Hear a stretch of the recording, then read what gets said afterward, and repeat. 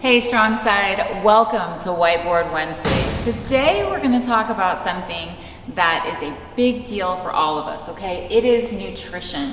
And the theme is real versus the ideal. This is going to be part one in a series that we are going to do where probably once a month we're just going to take you through some tips and some tricks through nutrition. Now, before we get started, I'm going to share with you two things. We're just going to have a personal moment that Mitchell Black said to me that really hurt my feelings, okay?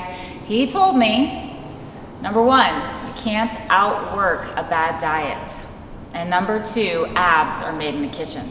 Now I gotta tell you, both these things really did hurt my feelings. I was very sad because I just wanted to come into the gym and just go and work really hard and get the exact results that I wanted. And obviously coming into the gym and working hard pays off. But if we really want to dial it in, if we really want to sculpt the body that we want, if we really want to be as healthy as possible, we've got to deal with our nutrition, okay?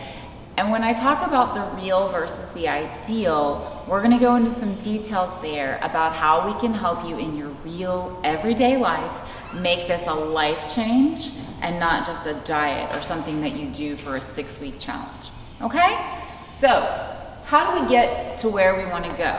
Now, we've all been to like the mall or looked at a map or on our phone, that little dot that tells us you are here. And that's our starting point. We can't get to where we want to go if we don't know where we actually are. And the way we do that with nutrition is we track, okay? We look and see, what am I actually eating? My guess is if I asked a lot of you, how many calories are you taking in a day? How many grams of protein are you actually eating? You probably don't know. Most people don't. And so the first thing we want to do is track our food. I use an app called MyFitnessPal. A lot of us here at StrongSide use that. It is a free app. You don't need to pay anything or upgrade to premium. It's super helpful. You can search for foods, you can scan barcodes. And what I recommend, what I always tell people when they're starting on their nutrition journey, is just spend a week or two just tracking your food. Don't try to change what you're eating. Don't try to make big, huge changes.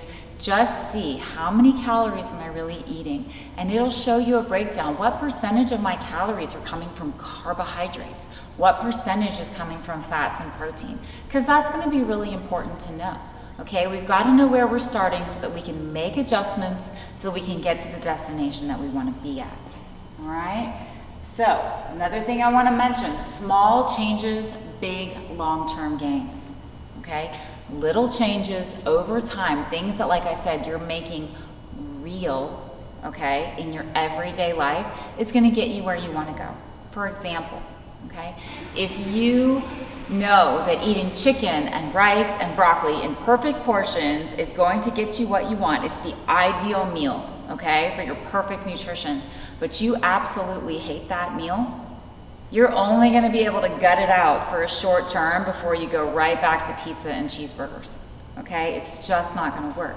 So when you're tracking your food, I would encourage you, start thinking about what are the foods that I like to eat, okay? What are things that are healthier options when I look at them, things that have higher protein, okay? Things that are more balanced, that I enjoy, that I can start implementing into my everyday life. All right, so tracking our food is important. Finding foods that we actually like is important so we can sustain it. And then our takeaways, if you just want to start making some changes before we get to our next topic, you want to have more protein in your diet and more water, okay? If you can just do two things for me, more protein and more water. Have a great day, Strong Side.